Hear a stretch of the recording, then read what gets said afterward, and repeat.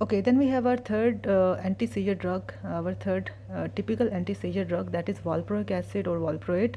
हमने पीछे different indications में वॉल्प्रोइक एसिड का नाम लिया, हमने देखा कि ये फोकल सीजर्स के लिए भी यूज़ हो रहा है, ये एब्सेंट सीजर्स के लिए भी यूज़ हो रहा है आफ्टर एथोसेक्सिमाइड, जिनमें एक जनरलाइज टोनिक क्लोनिक कंपोनेंट हो। मायोक्लोनिक सीजर्स के लिए भी ड्रग ऑफ चॉइस वॉल्प्रोइक एसिड ही है। एटोनिक सीजर्स के लिए भी ड्रग ऑफ चॉइस वॉल्प्रोइक एसिड ही है। और जनरलाइज टोनिक क्लोनिक सीजर्स में भी हम इसको दे सकते हैं। तो focal seizures, generalize tonic clonic seizures, absent seizures, myoclonic seizures और एटोनिक सीजर, ये सब इसकी सीजर इंडिकेशंस हैं। जो मोड ऑफ एक्शन है वो भी इसका फेनेटोन और कार्बामेज़ेपिन से ही मिलता जुलता है।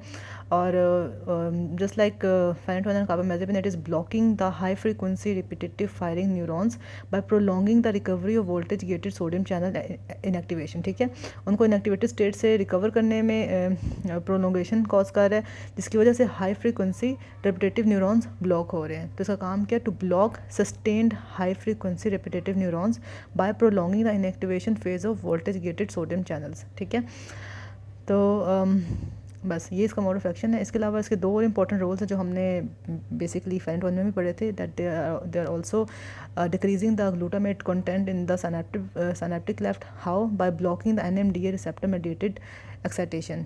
NMDA जो हमने देखा था कि ग्लूटामेट का रिसेप्टर है, तो bye blocking the NMDA receptor mediated excitation, ये अगेन थोड़ा सा सेडेशन की स्टेट रीच करवा रहा है।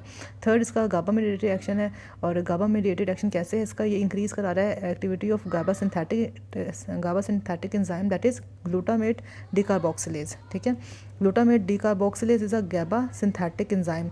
इसके अलावा ये इनहिबिट कराता है GABA degradative enzymes like GABA transaminase. ये इनहिबिट कराता है गैबा ट्रांसपोर्टर GAT1 को। ये रिडक्शन कराता है low threshold T type calcium currents की in thalamus at high concentration. तो हाई कंसनट्रेशन में ये T टाइप कैल्शियम करंट्स को भी इनहिबिट कराता है इन थैलेमस। तो ये हो गए वाल्प्रोएट के मोड ऑफ एक्शन, और ये सारे हमने ऑलरेडी फेनेटोन में स्टडी किए हुए हैं।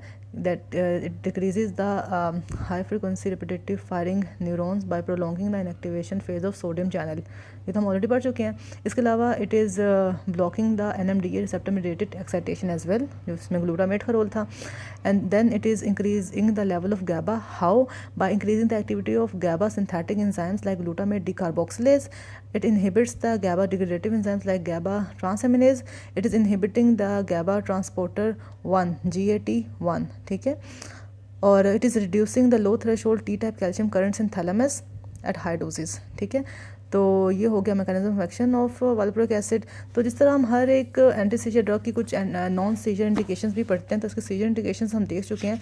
इसकी नॉन सीजर इंडिकेशंस कौन कौन सी हैं, तो ये हम माइग्रेन की प्रोफिलेक्सिस में भी दे सकते हैं, और इसको हम बाइपोलर डिसऑर्डर में एज अ मूड स्टेबलाइजर भी दे सकते हैं। ठीक है, अब हम ज़रा पिछले वालों की नॉन न्यूरोलॉजिक या नॉन सीजर इंडिकेशंस याद करते हैं। जो हमारे पास पहले ड्रग थी फेनेटोन, उसकी कौन सी थी, कार्डिक अरिथमियास, और second one was trigeminal neuralgia. जो कार्बामेज़ेपिन थी उसकी क्या थी नॉन सीजर इंडिकेशन, एक थी ट्राइजेमिनल न्यूरल्जिया जिसकी वो ड्रग ऑफ चॉइस भी थी, देन था glossopharyngeal neuralgia, and third one was bipolar disorder में मेनिया को कंट्रोल करने के लिए।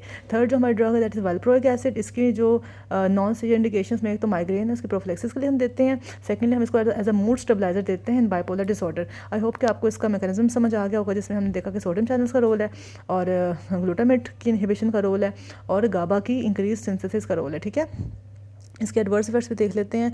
तो जस्ट लाइक अदर्स, इसकी भी लो डोजेस पे GI डिस्टर्बेंस हो रही है, CNS में सिडेशन, एटेक्सिया, ट्रेमर हो रहे हैं। क्रोनिक यूज से एपिटाइट ज़्यादा होती है, A for appetite, A for alopecia, और वेट गेन भी हो सकता है। इडियोसिंक्रेटिक रिएक्शंस, हमने पिछले लोगों के रिएक्शंस देखे थे, हिपैटोटॉक्सिसिटी कॉज करता है, थ्रोम्बोसाइटोपिनिया कॉज कर रहा होता है, एक्यूट पैंक्रेटाइटिस भी कॉज कर सकता है, हाइपर अमोनीमिया बहुत इंपॉर्टेंट है, इसका एक मतलब डिफरेंट है कि हाइपर अमोनीमिया कॉज कर, इसकी वजह से एंकेफेलोपैथी भी हो सकती है ड्यू टू वाल्प्रोइट। टेराटोजेनिक भी है। तो मतलब एक बात तो तय है कि जो तीनों मेन ड्रग्स थी, जो तीनों टिपिकल ड्रग्स थी, कार्बामेज़ेपिन थी, फेनेटोन थी, और ये वाल्प्रोइट, अब ये तीनों ही कॉन्ट्राइंडिकेटेड है प्रेगनेंसी में, क्योंकि तीनों ही टेराटोजेनिक है। तो टेराटोजेनिसिटी में उनकी तो हमने देखा था कि हाइडन टोइन सिंड्रोम हो रहा था बेबीज़ में। इसमें क्या हो रहा है, इसमें डिफरेंट है, इसमें न्यूरल ट्यूब डिफेक्ट्स हो रहे हैं, जिसमें स्पाइना बाइफिडा इंपॉर्टेंट है, कार्डियोवास्कुलर, ओरोफेशियल और डिजिटल एबनॉर्मलिटीज़ हो रही हैं, और कोग्निटिव इंपेयरमेंट हो रही है ऑफस्प्रिंग में। तो ये थोड़ा डिफरेंट है, इसमें हाइडन टोइन सिंड्रोम का नाम नहीं है, इसमें है न्यूरल ट्यूब डिफेक्ट्स, जिसमें स्पाइना बाइफिडा हो रहा है, कॉग्निटिव इंपेयरमेंट हो रही है, और साथ में cardiovascular, orofacial and digital abnormalities हो रही हैं। तो this is all about the valproic acid और वाल्प्रोएट, जो कि तीसरी टिपिकल ड्रग थी फॉर सीजर्स या एपिलेप्सी।